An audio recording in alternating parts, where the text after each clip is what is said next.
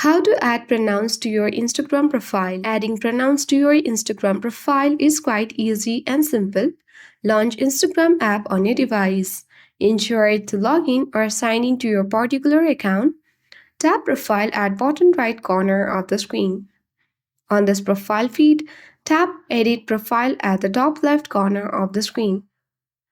Among these various options, locate pronouns which is underneath username.